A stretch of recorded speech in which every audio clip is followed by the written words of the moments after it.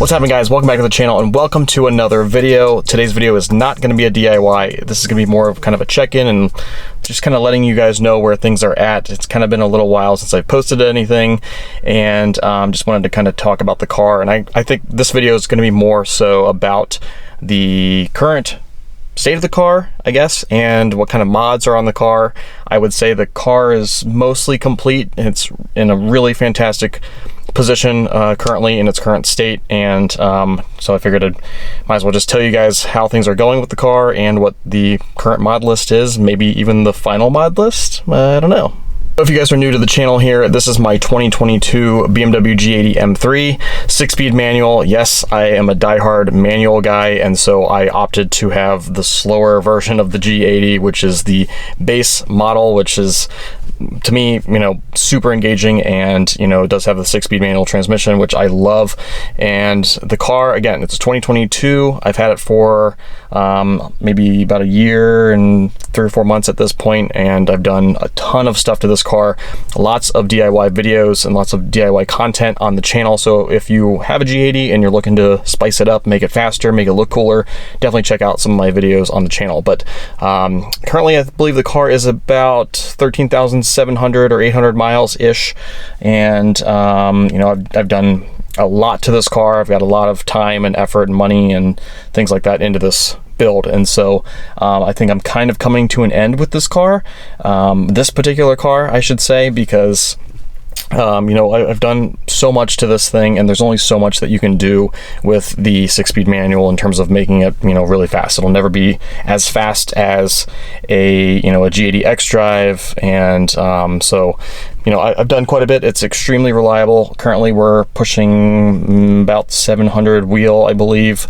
on an E50 map, kind of just an off-the-shelf map. I never got around to custom tuning it, and so that's kind of where I'm at. So just to kind of keep things organized, I'm going to start here on the inside of the car and kind of talk about some of the interior modifications, I guess you can call them, that I've done in my ownership.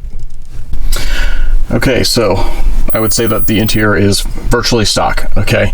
It does have all of the nice carbon from factory. So again, 6-speed manual, has the nice carbon trim everywhere. There's really nothing really to look at. I still have the stock steering wheel. I prefer the stock steering wheel. But I will say, if you've been watching the channel or have followed this car in its journey, you'll know that I did actually do a full interior swap. So this car actually came with Silverstone and black carbon bucket seats, which I didn't love. The carbon buckets are, you know, fantastic for being buckets, but you know, for a daily driven car, which is what this is, it's not ideal to have carbon buckets, in my personal opinion. They do look really, really good, but I wanted to do a swap, and I wasn't huge on the Silverstone. I mean, it looks great with the exterior paint of the car and the whole color combination, but decided that I wanted to swap for sport seats. These are the Sport Comfort seats, and I figured if I'm going to do it, I might as well try to do, you know, a full interior color swap. So that's what we did. So you're looking here at Fjord Blue interior sport seats. It still has the plastic on the M3 badges, which is kind of funny.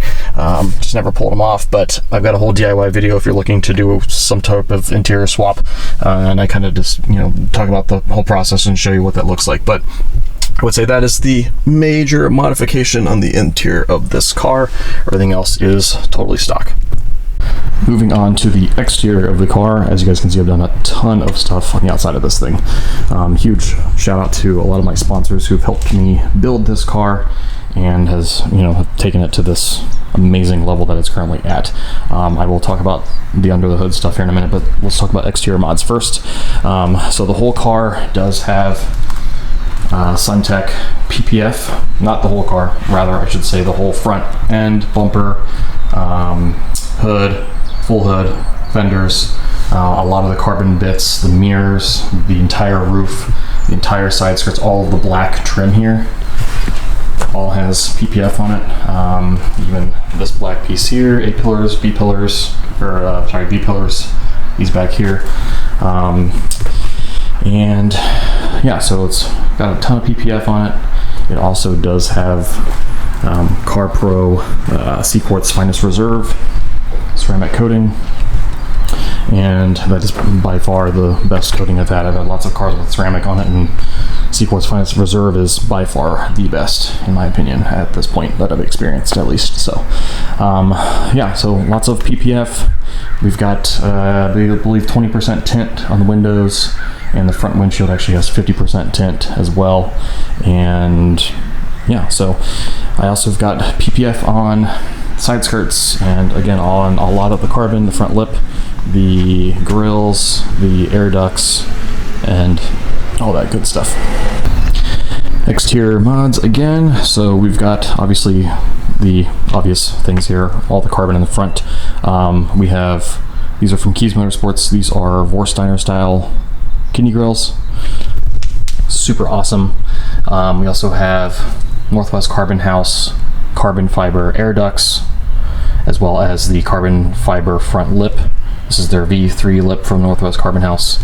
I opted for this lip because you don't have to remove the bumper at all. Like a lot of the other ones, they remove this kind of black trim piece, and you know, it's a much larger lip. I wanted something simple and basic and clean, and that's what we ended up with.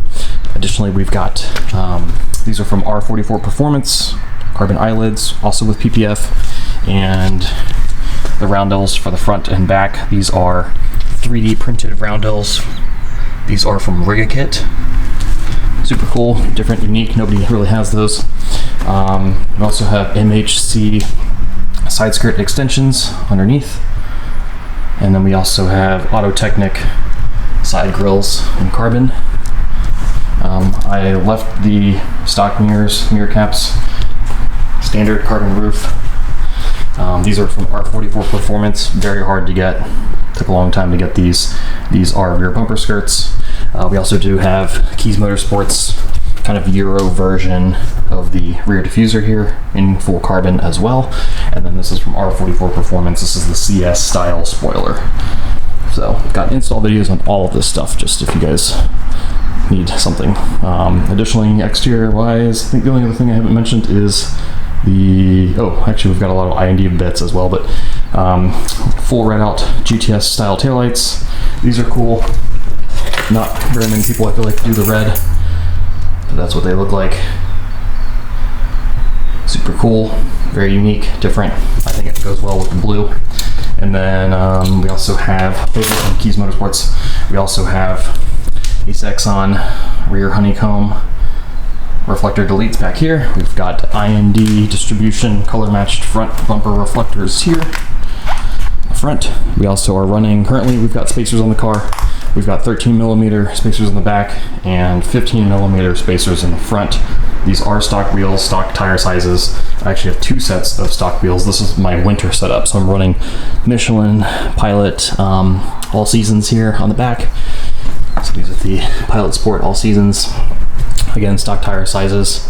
I believe this is a, let's see, this is a 285/30/20 in the back, and this is staggered obviously, and this is a 275/35/19 in the front. Additionally, I do have another set of the stock wheels up there that came with the car. Those are the same style wheels here, just the bicolor black and silver, and those are on Michelin Pilot Super Sports, or I'm sorry, Michelin Pilot Sport 4S's. And while we've got the hood open here, we'll talk about some of the under hood bling that we've got going on.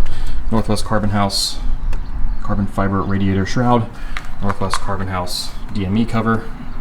We have the Keys Motorsports Executive line carbon strut brace, custom painted Portimao blue engine cover. Additionally, you'll see that we've got these navy blue downstar bolts, and that's kind of the bling, at least for under the hood. All right, let's talk performance. So as you guys can see, I've got carbon Kevlar.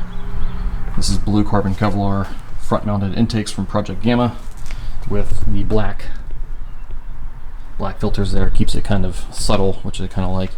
So we've got intakes, we've got MAD catless downpipes, we have an AWE switch path exhaust on the rear section.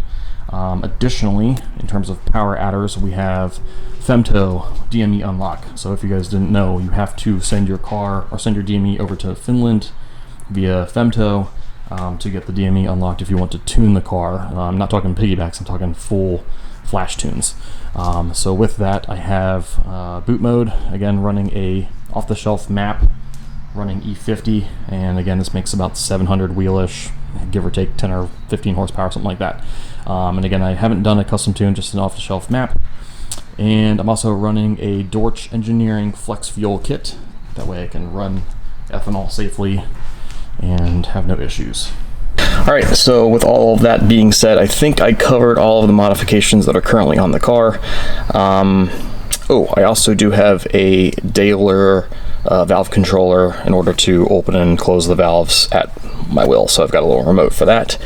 And I think that covers just about everything on this car in its current state. So again, I've built this car, you know, kind of my typical way of building cars. I like to keep it simple and, you know, do a lot of exterior things and bump the power a little bit. But I feel like I've kind of gone to the very end of this build, and, you know, the next thing would be, you know, single turbo or, you know, port injection. And now I'm talking, you know, dumping a lot more money into the car in terms of making it faster. In terms of exterior mods, I don't really have anything else that I want to do to this thing. It's, oh, I forgot suspension, suspension. I'm on KWHAS, the height adjustable springs, but no other suspension mods otherwise. Anyway, so yeah, I've basically taken this build to the end, I believe, and so that kind of leads me to my next point of this video, I guess. So now you know the mod list, but I may end up selling the car. So what's next? I'm not sure. I'm very intrigued by the G80 xDrive and being able to run 9s with basically the same types of modifications that I have on this car, and that's very intriguing to me. I've had some knee issues lately, so having the clutch isn't really ideal as of late. So kind of interested in maybe rebuilding another G80, maybe this time an xDrive, and trying to make it go really fast. I'm not going to try to break records or anything like that, but I love this car so much that I'm willing to buy it again, and I normally don't do that sort of thing. If you've been following the channel, you'll know, or following me on Instagram, you'll know that I switch cars every 1.5 to 2 years. It's kind of my, you know, historically that's kind of my track record. So, and additionally, I've had 2 E92 M3s because I love that car so much, and I have a feeling that, you know, the G80 is such a great platform. So much potential. It's like a modern day GTR, and, you know, there's just so many things you can do and have a blast in this car, and it's extremely daily drivable, which I love. So this is my daily. I do work from home, but I do drive this car virtually every single day. Obviously I can fit a baby in the back, maybe even 2 at some point, and I just think that this car is super capable. It's a little bit bigger than, you know, an F80. I do get a lot of questions from people about, you know, which car I prefer. Since I've had an F80, I've had several M3s at this point. I would say that the G80 is the F80 on steroids. It is better in all categories. Questionable on the looks. I do think the F80 is probably the best looking M3 to date, but yeah, this car is all around just better in every single category compared to an F80. And that's why, you know, I'm kind of leaning towards maybe building another F80 or another G80, just in an xDrive and making it super fast. Additionally, one of my good buddies has an F90 M5, which I'm super interested in as well. It's really hard to beat, you know, that V8 twin turbo sounds that car makes, and that is also a car on my list. I've also been toying around the idea of maybe an M8 Grand Coupe. I do need 4 doors because, you know, I do have a child and I want to be able to make it a practical, fast, daily drivable car. The M8 is pretty large. The Grand Coupe is very large, but every time I see one, I'm like, God, this thing is absolutely stunning. So I think that's an option as well. Those are kind of the 3 that I'm looking at. I would love to get into a Porsche. Obviously, that's the goal, is to get into a 911 at some point, but with a child, it's just not, you know, not in the cards in this stage of my life. So that's kind of where my head's at. I know this video is kind of all over the place, but we'll just call this a final mod list video, and you guys will just have to stay tuned and continue watching the channel and checking on Instagram to see what I end up with. But so yeah, a lot more content to come. Cars obviously have switched out constantly on this channel. We will also continue working on the BMW 2002 project car as well, but stay tuned. If you guys have any comments, questions, or concerns about any of the modifications, or you know, how I feel about the G80 or whatever, what have you, please let me know in the comments below. Happy to engage with you guys and give you guys some input. So yep, I guess that's it for this car at this point. Yeah, so I guess stay tuned. We'll see you guys on the next video. Take care, stay tuned. Thanks for watching.